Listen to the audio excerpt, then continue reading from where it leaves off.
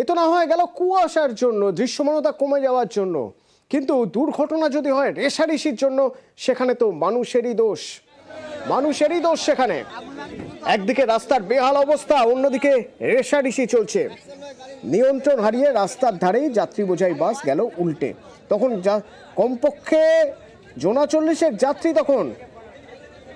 আরামবাগের এই ঘটনা আরো বিস্তারিত বলতে পারবেন, আমার সঙ্গে রয়েছেন প্রতিনিধি বাপন। বাপন, দেখো অতনুজা, আরামবাগের গির্জাতলা এলাকা, সেই এলাকাতেই কিন্তু এই দুর্ঘটনাটি ঘটে। একেবারে বাস উল্টে গিয়ে আহত হয় কমপক্ষে 40 জন। তাদেরকে আরামবাগ মেডিকেল কলেজে ভর্তি করা হয়েছে। তবে যেটা এলাকার মানুষের যেটা অভিযোগ, যে দীর্ঘদিন ধরেই এই যে আরামবাগ থেকে বন্দর যে রাস্তা, সেই রাস্তা কিন্তু বেহাল অবস্থা।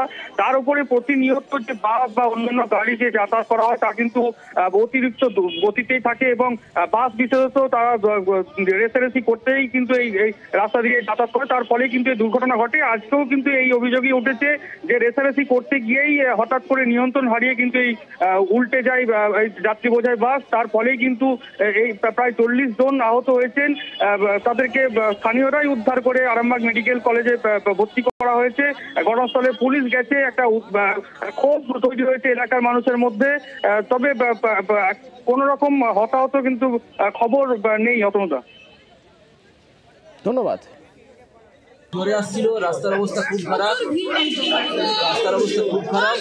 হঠাৎ নিয়ন্ত্রণ হারিয়ে উঠতে গেল। আর আমি একদম ছিলাম, আমার আছড়ে পড়লো। আপনি কোথেকে আসছিলেন? আমি আসছিলাম মেদিনীপুর ঘাটাল থেকে।